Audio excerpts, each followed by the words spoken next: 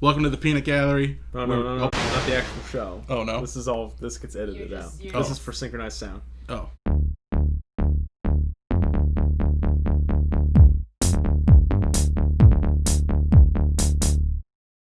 Ayo, Goombas. Welcome to the Peanut Gallery, where we chastise everything and anything. Sit down, grab a friend, get your gripes ready. We're talking the Terminator series today. Movie trilogies. A highly debated topic across all brands. Trilogies, for those who don't know, are movie series of 3. And then the Terminator kind of ruined that as it went on. But what Harvey Dent say? You either die here or live long enough to see yourself become the villain. That is this series to a T. In any of these situations, traditionally you start with something good. So if you start with a good movie, you end up making a sequel, and sometimes you get that trilogy. If you start with a good trilogy, sometimes you go with a saga route. But is it a good thing? The first Terminator movie, I think, is one of the best movies of all time. The first one? Yes, just simply the Terminator. James Cameron, 1984, classic. That was like the first inappropriate movie I was allowed to watch as a kid. Do you think the first Terminator is better than Terminator 2, which is kind of arguably the peak? I would say Terminator 2 is just as good, if not better, but that's really up for debate, and I fall within that camp. But I would still probably prefer 1. For the record of my own views, Terminator 1 is an amazing film, but it suffers from dating syndrome. Terminator 2 is also very, very good, but it seems to hold up better over time. When I talk to people about movies that aren't just like more of a casual viewer, they're like, oh, like, yeah, Terminator 2, like, yeah. Like, I do find that in the conversation more than Terminator 1, but maybe I'm just the outlier, and that's okay. Terminator 3 Rise of the Machines. Growing up, there were only 3 Terminator movies. I really liked the first Terminator. I really liked the second Terminator. And the third Terminator was a movie that I would watch just as like to continue the cycle, but you definitely didn't enjoy it like nearly as much. No. In Terminator 2, John Connor is a little kid, and he's supposed to be this great military leader, and he has like those leadership abilities. And then in the third one, they're just like, yeah, you know what? What if he's not? What if he's just like a weird drug addict who's always on the run for no reason? They took something so good and they took it away.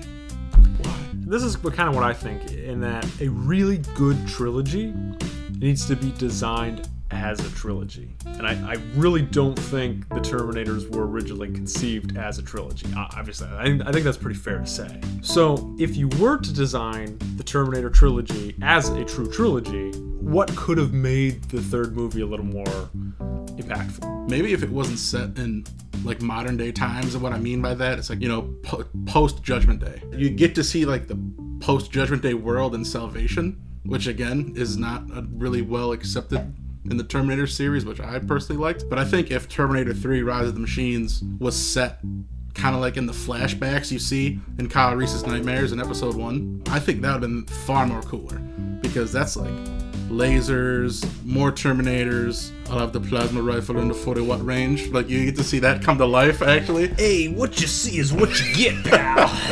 I think the common trend here is that the third movie of trilogies that you probably didn't expect to become trilogies, the third movie is just god-awful. I know before both of our times, but the original, like, 1980s Teenage Mutant Ninja Turtles movies, 3 is bad.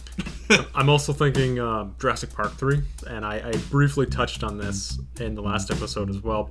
A unified villain.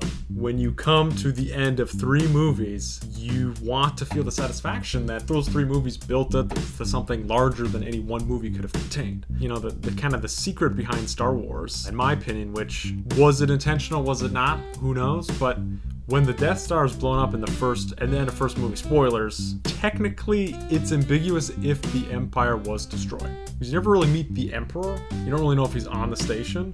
So like the evil gets pushed back but is not completely defeated. The Terminators, every movie you are defeating the same fate. And ironically, the third movie's like, hey, remember the fate you avoided twice? Just kidding, like, it's real. We got you. Yeah, so it's like you take 3 movies to lose. Like, That's kind of sad. I think the most original direction that series could take was if you villainized humanity. We do try to kill the machines every time. Hypothetically, you could go the route of saying that humans are the more dangerous of the two. That theme is exploited in the second one. Because remember, Sarah Connor has that mental breakdown when they go to visit her friend in Mexico. So she tries to go to kill Miles Dyson, the scientist who they give the stolen arm of the Terminator from Terminator 1 that gets crushed. They give it to him. He expands upon the research and creates Skynet unknowingly. Sarah Connor tries to kill him, but then ironically, the machine and the sun has to stop her. And this might be in the extended cut. I don't remember. There's a scene where they actually shut Arnold down to go into his brain to reset his chip. John has to stop his mother from destroying that chip. All the machines are literally, they're just doing their programming. Even just computers. Computers only do what we tell them to, despite the whole AI thing, but I'm not intelligent enough to get into that, so don't bring it up, Gavin. Jurassic Park is another kind of that third movie. You know, first movie, you're at the park, falls down. Second movie, let's go back to the park, still doesn't work. Third movie, let's also go to the park, still dangerous. Jurassic World, let's make the park bigger, still dangerous. Like comparing a trilogy to a movie that has a bunch of sequels on and on and on. Success comes from an overarching idea and not this, one shot. Unfortunately, just after T3, it's all over the place. You get Salvation, which I personally enjoyed, but again, wasn't really successful in terms of the cult following that T1 and T2 has. Genesis was just terrible. I tried watching little bits and clips of all of them. I just couldn't do it. Oh, you know what? That timeline, let's ruin it. Why not? It's Arnold Schwarzenegger, and people will go and see it regardless. Kind of like back to Star Wars somehow. It's like when Star Wars Episode 95 comes out when I'm 50. I mean, it's hard not to talk about Star Wars when you're talking about, major sci-fi franchises. It's just kind of disappointing because it could have been so good. I don't think there's any coming back from the damage that's been done, per se. Salvation was the only one I saw in theaters. It's not great at anything, but it's not horrible at anything. But it revolves around the same kind of John Connor, Kyle Reese situation. The way to salvage it, Rocky. All right, you make Yo, Adrian. You make so many Rocky movies, but the successful reboot took a left step. You stayed in the IP, and they made Creed. Yeah, good stuff. It's not a let's tell the same story. It's let's take what people love and tell a different story. And I think the Terminator universe is large enough that you could tell another story. Again, rounding back to Star Wars. Not my favorite series, but The Mandalorian, people seem to like it because it's not trying to be the old thing. It's like, let's play in this ocean of IP. The galaxy's a big thing. And I mean, there's other aspects to Star Wars than just Jedi and the Empire. Like, The Mandalorian plays on that. And going back to what you said about past things that have worked, that just popped into my mind, Karate Kid. The original 3 Karate Kid movies. 1 and 2 I thought were really good. 3 was okay, but then people are using that to pivot to success with Cobra Kai. Right. And even though, yes, the story's similar, it's new, and they're taking those themes and simply making them better. The elephant in the room, why do we have so many bad sequels? And the answer is people still go watch it. And I mean, honestly, I love these IPs, but no, I don't want another Star Wars trilogy. I don't want more Terminators. They're great movies. Come up with something else. And yes, that's very hard. I'm working on it. Other people are working on it. It's not the company's fault. It is not the company's fault to be like, should we make this movie and make millions of dollars on it because people will go see it? Yes, I think I will. It's the consumers who are just like, oh, a live action Aladdin? Stop. Just no. Just as Mulan 2 dropped the other day for $34 or whatever it was. The only power you have in this world as a consumer is where you spend your money. Yeah, and if you want to hit them in the pocketbook, because that's what the majority of people really care about. And I full respect for you. If you want to just keep watching the same stories chewed up and spit out because you don't want to try anything new, fine. But I'm not on your team. And there's some probably good couple 2 Tree movies that are okay at that, but for the long haul, it's probably not good for the film industry or directors as a whole. My favorite movie sequel that didn't need a sequel, but was still really good, Kung Fu Panda 2.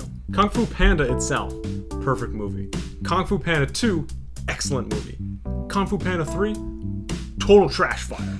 I mean, it just went off the rails. I don't think I ever saw Kung Fu Panda 3. I think I was too old for it at that It's so time. bad. Like I believe you. I waited to watch it. I bought it like pay-per-view. Like I paid to watch that movie. No.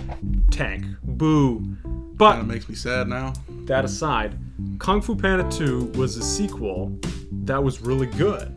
And I think DreamWorks, historically, is usually pretty good at making a second movie. How to Train Your Dragon 2 is very good. Shrek 2 is pretty good. Get out me swole. Hell, the Tremors movies. Tremors 1 and 2, actually pretty good. Yeah? But then there's actually 4.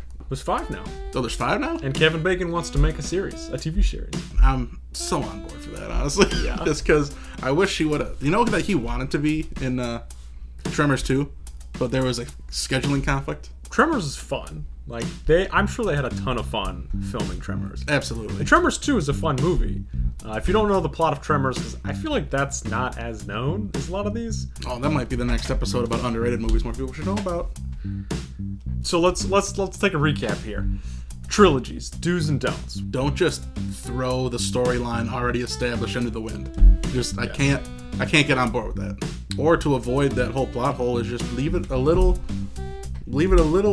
some ambiguity, that way you kind of have some play, because I can chalk it up to Hollywood magic and, oh, you don't really know if it ended this way or this and that, and maybe they escaped at the end, maybe he died, but we don't know.